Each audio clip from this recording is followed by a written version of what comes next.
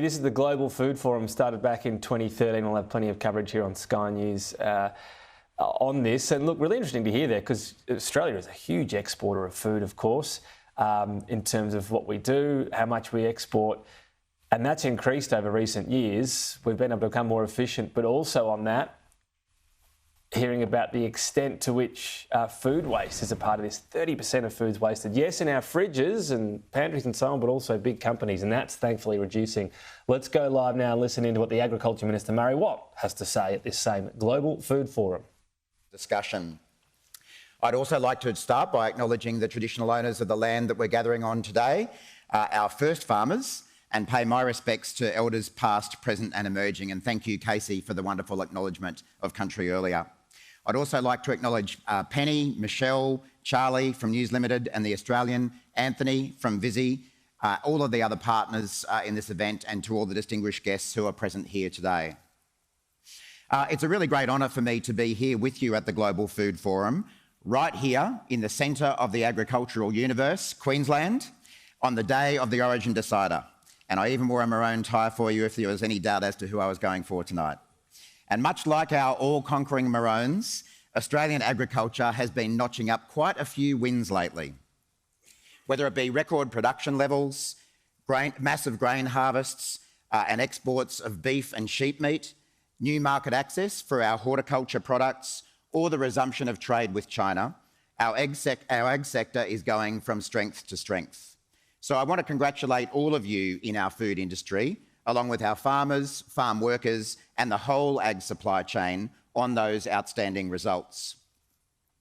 The future of this industry involves both incredible opportunities as Australia enhances its global standing as a supplier of clean, green and delicious food, as well as some risks to that ongoing success.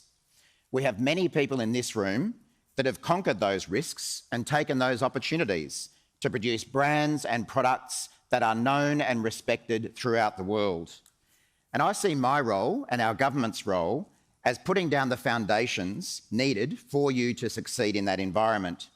So today, what I want to briefly do is outline our government's priorities to ensure that our food sector can grasp those opportunities while overcoming those risks. Firstly, since our election 2 years ago, we've invested significantly to maintain our world-class biosecurity system. Keeping Australia free of exotic pests and diseases is fundamental to protecting our agricultural industries and environment. From our rapid response to the foot and mouth and lumpy skin disease outbreaks in Indonesia, to fixing the irresponsible gaping hole that our predecessors left in our national biosecurity budget, we've worked hard with the sector to protect Australia from multiple threats. And that will remain a focus for us, especially since there's always a new threat around the corner, which is why we're investing heavily right now to contain the spread of bird flu. Secondly, our ag sector is nothing without its people, so building this sector's workforce remains a key priority for us. And rather than pursuing ag visa schemes that sounded good but didn't produce a single worker, we've worked with the sector to deliver real solutions.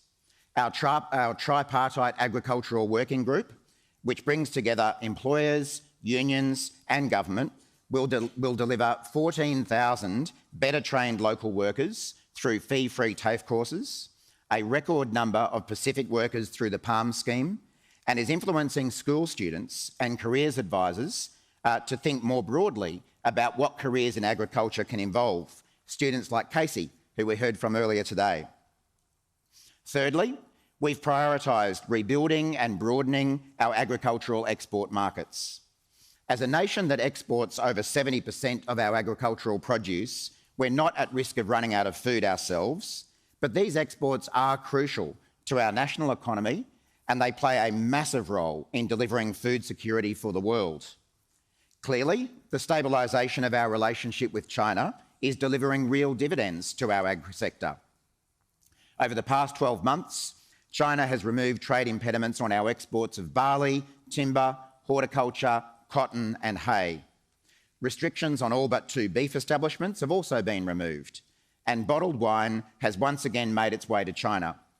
In fact, $220 million worth just in the last 2 months, which is almost 4 times the value of Australian wine exports to China in 2021, 2022 and 2023 combined. But recent years have shown us the risks of having concentrated markets. And that's why, as Anthony mentioned, we're also working to diversify our markets, everywhere from the UK to India to Southeast Asia and the Middle East. Finally, and this is a project that I think has really just begun, we're working really closely with industry to lift the sustainability of our agricultural production. Our farmers are on the front line of climate change, and as I often mention, ABARES has estimated that changing seasonal conditions have reduced the average Australian farmer's profitability by 23% over the last 20 years. So there are good economic reasons to take action. Beyond that, it's vital to preserve and build our international markets, with customers increasingly demanding more sustainably produced food.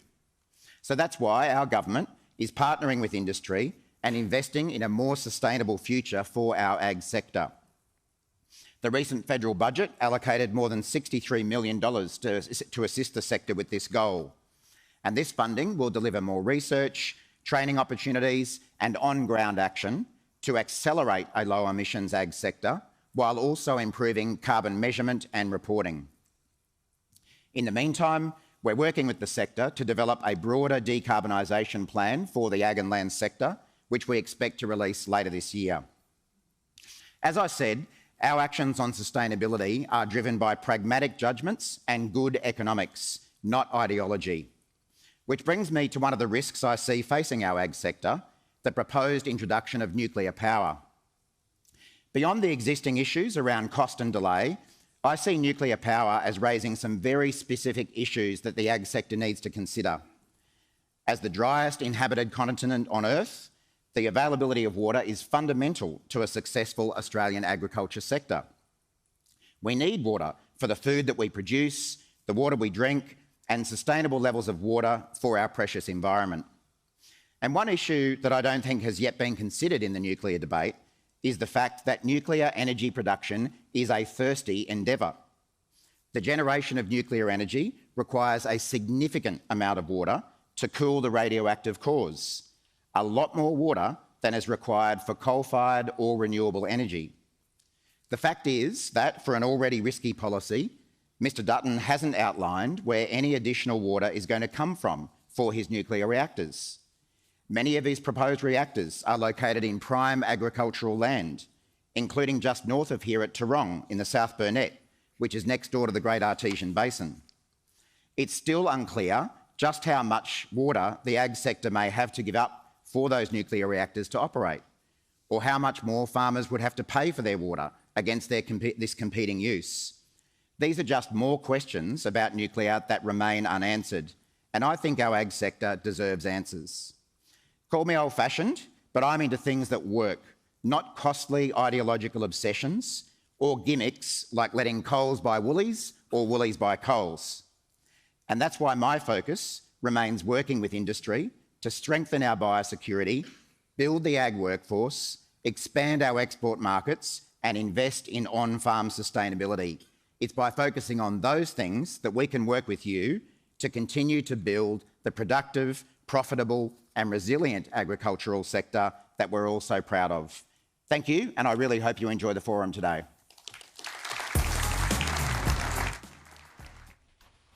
Murray Watt there, ending with a bit of a warning on nuclear power. So this is something Labor's pretty keen to talk about, the water requirements of it. Now, it would be a place where coal-fired power is, which requires some water, but have been some question marks as to how much might be needed in some of these agricultural areas. So that's the global food for